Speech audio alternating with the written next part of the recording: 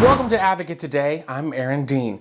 Target is on the defense and taking criticism from both sides after removing some LGBTQ plus themed products and relocating Pride Month displays in southern stores. One of the items at the center of the complaint is a line of gender fluid bathing suits. The retailer says it is addressing online complaints and in-store confrontations between customers and store employees.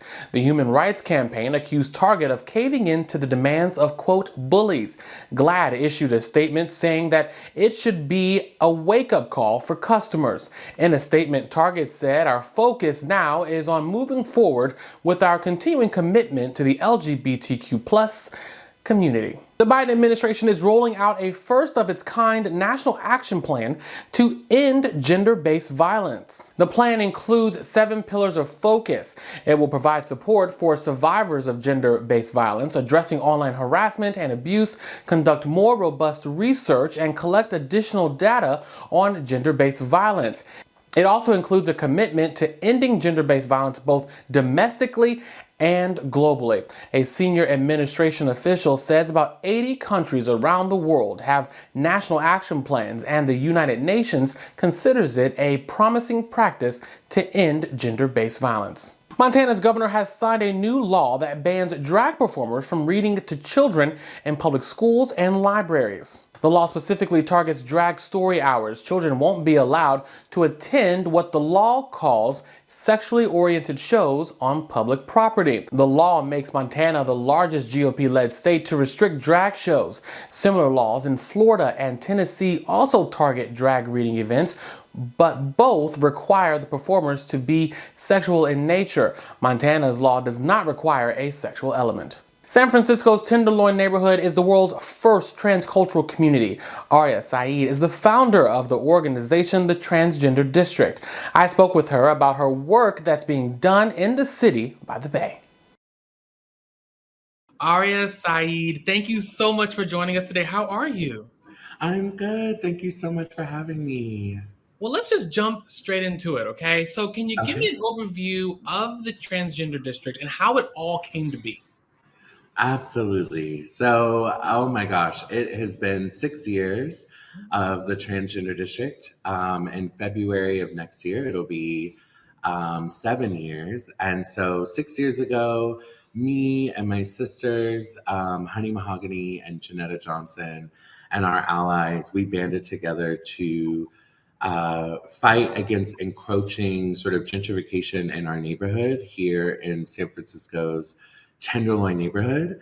And so we fought to create, and we did create, the Transgender District. And little did we know, it was the first legally recognized district of its kind for trans people in the world. And I think a lot of people don't realize San Francisco has a very large transgender population here in the city, and most of us actually live in this neighborhood. And so I think that's why it was so significant at that time to create a cultural district formed by trans people. And I know you mentioned, gentrification, and that is an issue that happens in a lot of areas. But when you look at the culture and the economic landscape of that area prior to all of this and where it's come now, what does that look like and how does it feel now? Yeah. So, I mean, historically, and we know this not just here in San Francisco, but around the world, especially, obviously we know from an American context that most trans people tend to inadvertently be economically marginalized, especially because of stigma and limited abilities for income enhancement or upward mobility once we transition and sort of live in our authentic truth. And I think since then, the district has really curated, I believe, super innovative approaches to addressing that disparity that we see, especially in the United States. So we've created like guaranteed income for trans people in partnership with our mayor here in San Francisco and other community-based organizations. And so we're providing trans folks with $1,200 a month, every month for 18 months right now, as a pilot to combat abject poverty. We've created entrepreneurship pathways and providing seed grants to aspiring trans entrepreneurs, and the list goes on, right? Job training and so on. And I think these things are really essential if we're thinking about how to really uplift the experiences of trans people and ensure that like we can afford housing and food and that it's not sort of, yeah, basically. Thank you. I love that you had mentioned about all the things that you all are also providing to make sure that not only do that you provide that safe space, but you are able to retain this community and continue to uplift them. Correct? Absolutely. Absolutely. And when we look at the districts, someone's going to be watching and they're going to be like, "Oh, this seems really cool. I want to go. I want to visit. I want to, immerse myself in the culture." What Mhm. can people expect? Like, what are some types of businesses, recreation programs that you all have that really just makes you all pop? Oh my goodness. So, I mean, one thing to know is most of our folks in our neighborhood, over 70% of our folks are actually living in poverty, right? And so that is something that you will see in our neighborhood. Like, I can't sugarcoat that. We are working tirelessly as a project in partnership with the city and other community organizations to provide resources to our folks.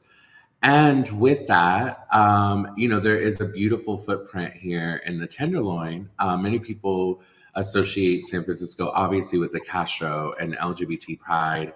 And as we're sort of embarking on Pride Month, typically folks beeline straight to the Castro, which is amazing. So supporting queer and trans-owned businesses, I think, is essential, especially right now with economic uncertainty. Here in the Tenderloin, we actually have like the Tenderloin Museum, which has artifacts and displays of trans folks through the last 50 years. We have the LGBT Historical Society Museum as well. And then we have queer bars that have been famous for employing trans folks, the Hot Box Girls at Aunt Charlie's, and there's a host of restaurants and so on. And so there are tons of things to do here in San Francisco.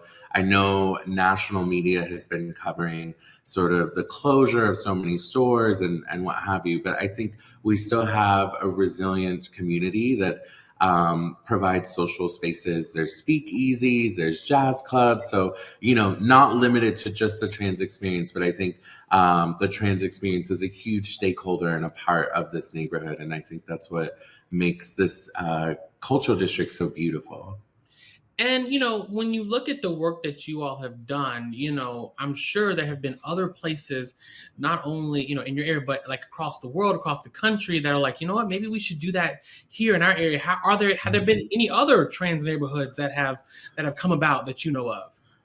I have been made aware of like favelas in Brazil where a lot of trans folks are living. When I did a tour in Brazil right before COVID, and I got to meet amazing trans people there.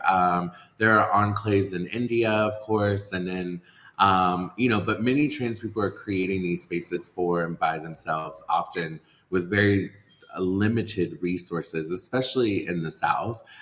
So having recently just been in Houston and Dallas, like with trans folks sort of in housing programs and creating space for each other to sustain each other.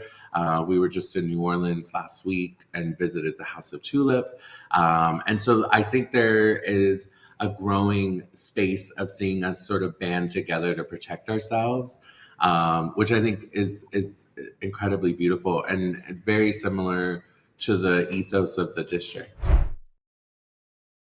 And you can visit transgenderdistrictsf.com to learn more and get involved. And that's all the time we have for this Advocate today. Join us on the Advocate channel, wherever you stream your content, for stories that advocate for all. I'm Aaron Dean, and we will see you next time.